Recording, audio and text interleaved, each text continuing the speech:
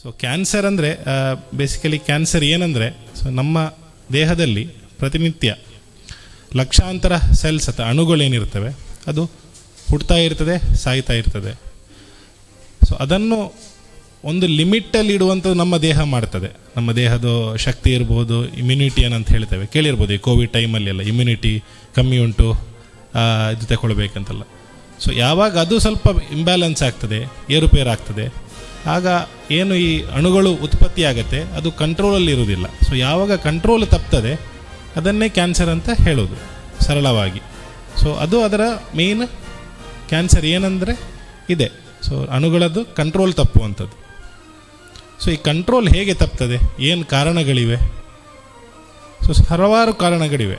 So ಭಾರತದಲ್ಲಿ ನೋಡಿದರೆ almost ವರ್ಷಕ್ಕೆ 15 ಲಕ್ಷ ಅಷ್ಟು ಹೊಸ ಕ್ಯಾನ್ಸರ್ ಪೇಷಂಟ್ಗಳನ್ನು ಡಯಾಗ್ನೋಸ್ ಮಾಡ್ತೇವೆ. ಅಲ್ಲ, ಆಸ್ಪತ್ರೆಗೆ ಬಂದು ಟೆಸ್ಟ್ಗಳು ಮಾಡಿ ಆಲ್ಮೋಸ್ಟ್ 15ರಿಂದ 16 ಲಕ್ಷ ಪ್ರತಿ ವರ್ಷ ಕ್ಯಾನ್ಸರ್ ಪೇಷಂಟನ್ನು ಹೊಸ ಕ್ಯಾನ್ಸರ್ ಪೇಷಂಟನ್ನು, ಮುಂಚೆದ ವರ್ಷದಲ್ಲಿ ಹೊಸ ಕ್ಯಾನ್ಸರ್ ಪೇಷಂಟನ್ನು ಬರ್ತಾ ಇದೆ.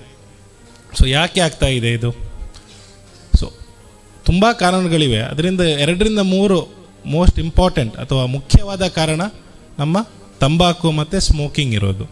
ಸೊ ಆಲ್ಮೋಸ್ಟ್ 40ರಿಂದ 50% ಏನು ಕ್ಯಾನ್ಸರ್ ನಾವು ಕಂಡುಹುಡುಕ್ತೇವೆ ಭಾರತದಲ್ಲಿ, ಅದು ತಂಬಾಕು ಇರ್ಬೋದು, ಸ್ಮೋಕಿಂಗ್, ಸಿಗರೆಟ್, ಬೀಡಿ, ಚೈನಿಕೇನಿ. ಸೊ ಈ ಥರ ಪದಾರ್ಥಗಳ ಬಳಕೆಯಿಂದ 40ರಿಂದ 50% ಅಷ್ಟು ಆಗೋದು. ಅದೊಂದು ಮುಖ್ಯವಾದ ಕಾರಣ ನಮ್ಮ ದೇಶದಲ್ಲಿ. ಮತ್ತು ಇನ್ನೂ ಜಾಸ್ತಿ ಕರ್ನಾಟಕ ಮತ್ತು ಕೇರಳದ ಪ್ರಾಂತದಲ್ಲಿ ಇದು ಇನ್ನೂ ಸ್ವಲ್ಪ ಜಾಸ್ತಿ ಇದೆ. ಹಾಗೆ ಉತ್ತರ ಭಾರತದಲ್ಲಿ ಉತ್ತರ ಪ್ರದೇಶ್, ಬಿಹಾರ್, ರಾಜಸ್ಥಾನ್ ರಾಜ್ಯದಲ್ಲಿ ಈ ತಂಬಾಕು ನಿಯಮಿತ ಕ್ಯಾನ್ಸರ್ಗಳು ತುಂಬ ಜಾಸ್ತಿ ಕಾಣಲಿಕ್ಕೆ ಸಿಗ್ತದೆ. ಸೊ ತಂಬಾಕು ಒಂದು ಇದು. 2ನೇದು ಇನ್ಫೆಕ್ಷನ್ಸ್ ಅನ್ನು ಹೇಳ್ತೇವೆ. ಏನು ಇನ್ಫೆಕ್ಷನ್ ಏನಾಗುತ್ತೆ, ಸೊ ವೈರಸ್ಗಳು, ಬ್ಯಾಕ್ಟೀರಿಯಾಗಳ ಇನ್ಫೆಕ್ಷನಿಂದ ಕ್ಯಾನ್ಸರ್ಗಳು ಆಗುವ ಚಾನ್ಸಸ್ ಇದೆ. ಸೊ ಜನರಲಿ ಈ ಗರ್ಭಕಂಠದ ಕ್ಯಾನ್ಸರು ಮತ್ತು ಒಂದೊಂದು ಹೊಟ್ಟೆಯ ಕ್ಯಾನ್ಸರ್ ಒಂದೊಂದು ಇನ್ಫೆಕ್ಷನ್ಗಳಿಂದ ಆಗುವ ಚಾನ್ಸಸ್ಸು ಇದೆ. ಇನ್ನೊಂದು ಇತ್ತೀಚೆಗೆ ಈಗ ಏನೊಂದು ಕಳೆದ ದಶಕದಿಂದ ಒಂದು 10-20 ವರ್ಷದಿಂದ ಏನು ಹೊಸತೇನು ನೋಡ್ತಾ ಇದ್ದೀವಿ ಅಂದರೆ, ಮನೆಯಲ್ಲಿ ಅಂದರೆ ಯಾರ ಮನೆಯಲ್ಲಿದೆ ಒಬ್ಬರಿಗೆ ಅಥವಾ ಇಬ್ಬರಿಗೆ ಕ್ಯಾನ್ಸರ್ ಇದ್ದರೆ ಆ ಮನೆಯಲ್ಲಿ ಇನ್ನೂ ಬೇರೆಯವರಿಗೆ ಇರುವ ಚಾನ್ಸಸ್ ಸ್ವಲ್ಪ ಜಾಸ್ತಿ ಇರ್ತದೆ. ಅದು ಯಾಕೆಂದರೆ ಅದು ಮನೆತನದಲ್ಲಿ ಇರುವ ಕ್ಯಾನ್ಸರ್ಗಳು. ಅದು ಪುಣ್ಯಕ್ಕೆ ತುಂಬ ಇಲ್ಲ, ಒಂದು 2-3 ಟೈಪ್ ಕ್ಯಾನ್ಸರ್ಗಳು ಮನೆತನದಲ್ಲೇ ಬರ್ತದೆ.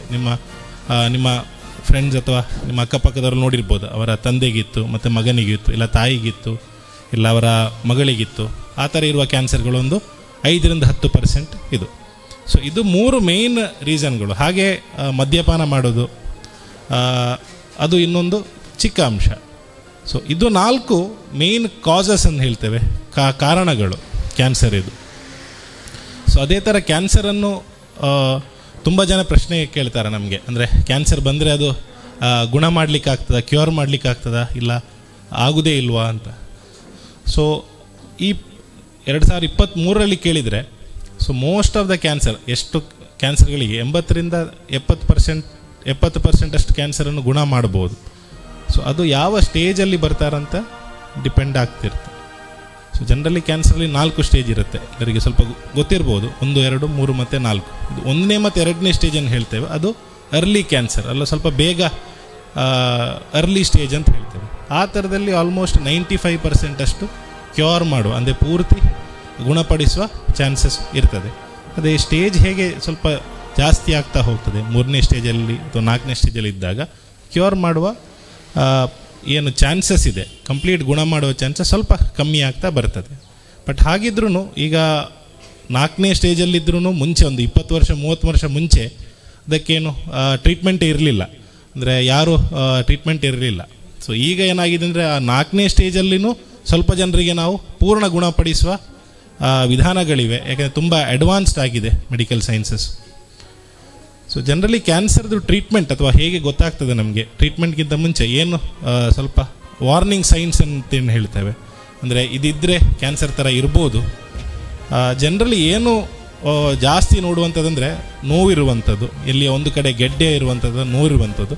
ಬಟ್ ಅದು 1-2 ದಿನ ಅಲ್ಲ, ದೀರ್ಘವಾಗಿ ಒಂದು 6 ತಿಂಗಳು 8 ತಿಂಗಳು, ಇಲ್ಲ ವಿಪರೀತ ಕೆಮ್ಮು ಕಮ್ಮಿನೇ ಆಗ್ತಾ ಇಲ್ಲ. ಹಾಗೆ ರಕ್ತದಲ್ಲಿ ಸ್ವಲ್ಪ ಮೂತ್ರ ಅಥವಾ ಮೋಷನ್ ಮಾಡುವಾಗ ಸ್ವಲ್ಪ ರಕ್ತ ಹೋಗೋದು, ಹಾಗೆ ಕಂಟಿನ್ಯೂಸ್ ಕೆಮ್ಮು, ತುಂಬ ತೂಕ ಕಮ್ಮಿ ಆಗೋದು, ಮತ್ತು ಕಂಟಿನ್ಯೂಸ್ ಹೊಟ್ಟೆ ನೋವು, ಆ ಥರ ಎಲ್ಲ ಒಂದು 6-7 ತಿಂಗಳಿಗಿದ್ರೆ, ಅಥವಾ ತುಂಬ ದೀರ್ಘಕಾಲ ನೀವು ತುಂಬ ಡಾಕ್ಟ್ರಿಗೆ ತೋರಿಸಿದ್ರಿ ಆದರೂ ಕಮ್ಮಿ ಆಗಲಿಲ್ಲ, ಆ ಥರ ಎಲ್ಲ ಇದ್ದರೆ ಸ್ವಲ್ಪ ಚಾನ್ಸಸ್ ಇರ್ಬೋದು. ಅದು ಹೇಳಿದರೂ ಎಲ್ಲ ರೀಸನ್ ಅದೇ ಇರಬೇಕಂತಿಲ್ಲ, ಬಟ್ ಚಾನ್ಸಸ್ ಸ್ವಲ್ಪ ಇರ್ಬೋದು.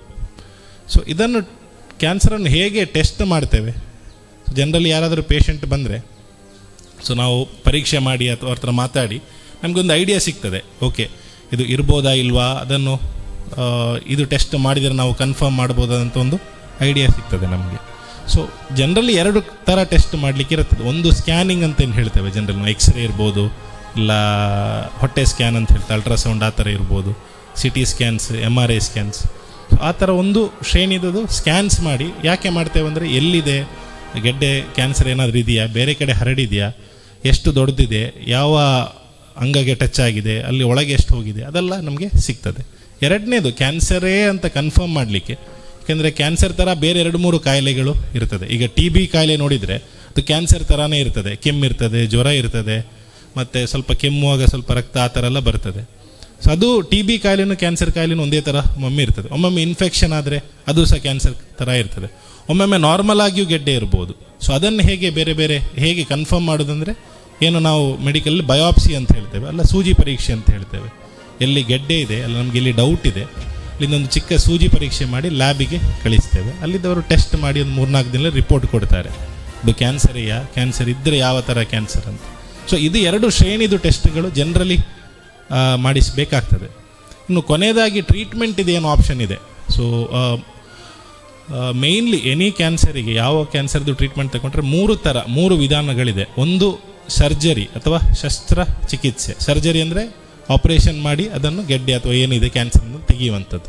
2ನೇದು ರೇಡಿಯೇಷನ್ ಥೆರಪಿ ಅಂತ. ಸೊ ರೇಡಿಯೇಷನ್ ಅಂದರೆ ಎಕ್ಸ್ರೇ ಯೂಸ್ ಮಾಡಿ ಅಥವಾ ವಿಕಿರಣಗಳನ್ನು ಯೂಸ್ ಮಾಡಿ ಕ್ಯಾನ್ಸರ್ ಸೆಲ್ಸ್ ಅಥವಾ ಕ್ಯಾನ್ಸರ್ ಏನಿದೆ ಗೆಡ್ಡೆ ಇದೆ ಅದನ್ನು ಕಂಪ್ಲೀಟವಾಗಿ ಕಮ್ಮಿ ಮಾಡುವಂಥದ್ದು.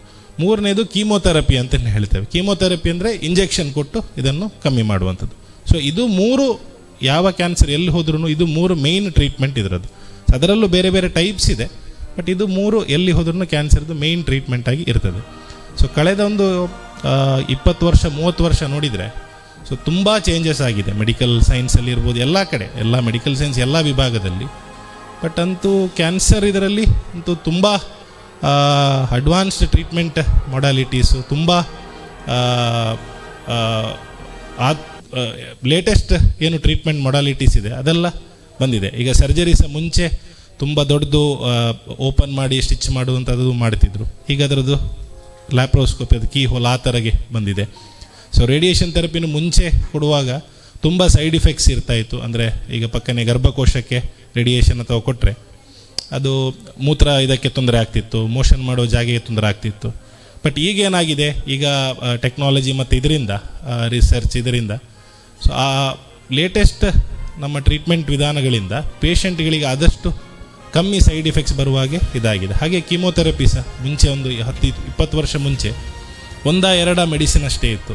ಸೊ ಎಲ್ಲ ಇದಕ್ಕೆ ಅದೇ ಮೆಡಿಸಿನ್ ಯೂಸ್ ಮಾಡಬೇಕಿತ್ತು, ಮತ್ತು ಅದರಿಂದ ತುಂಬ ಸೈಡ್ ಇಫೆಕ್ಟ್ಸ್ ಇತ್ತು. ಕೂದಲು ಉದುರುವಂಥದ್ದು, ಮತ್ತು ತುಂಬ ವಾಮಿಟಿಂಗ್ ಆಗುವಂಥದ್ದು, ತುಂಬ ನಿಶಕ್ತಿ ಆಗುವಂಥದ್ದು. ಬಟ್ ಈಗ ಕೀಮೋಥೆರಪಿಯಲ್ಲೇ ಆಲ್ಮೋಸ್ಟ್ 500-600 ಮೆಡಿಸಿನ್ಗಳು ಬಂದಿದೆ ಕಳೆದೊಂದು 10-20 ವರ್ಷಗಳಲ್ಲಿ. ಸೊ ಎನಿ ಟೈಪ್ ಆಫ್ ಕ್ಯಾನ್ಸರಿಗೆ ಎನಿ ಟೈಪ್ ಆಫ್ ಮೆಡಿಸಿನ್ಸು ಅಥವಾ ಅದಕ್ಕೆ ಸೂಕ್ತವಾದ ಮೆಡಿಸಿನ್ನು, ಒಂದೇ ಟೈಪ್ ಕ್ಯಾನ್ಸರಿಗೆ 4-5 ಮೆಡಿಸಿನ್ಸು ಅದೆಲ್ಲ ಈಗ ಬಂದಿದೆ. ಸೊ ಕೊನೆಯದಾಗಿ ಒಂದು ಹೇಳುವಂಥದ್ದು, ಸೊ ಇದಾದಮೇಲೆ ನಿಮ್ಮ ಸ್ವಲ್ಪ ಡೌಟ್ಸು ಇರ್ಬೋದು. ಸೊ ಉದ್ಘಾಟನಾ ಕಾರ್ಯಕ್ರಮ ಆದಮೇಲೆ ನಾವು ಇಲ್ಲೇ ಇರ್ತೇವೆ. ಸೊ ಇದೊಂದು ಜನರಲ್ಲಿ ನಾವು ಎಲ್ಲ ಕಡೆ ಹೋದಾಗ ನಾವು ಕ್ಯಾಂಪ್ಗಳಲ್ಲಿ ಕ್ಯಾನ್ಸರ್ ಕ್ಯಾಂಪೇನ್ ಮಾಡ್ತೇವೆ, ಅಲ್ಲಿ ಸ್ವಲ್ಪ ಒಂದು ಚರ್ಚೆ ಅಥವಾ ಮಾತಾಡುವ ಒಂದು ಅವಧಿ ಇರ್ತದೆ.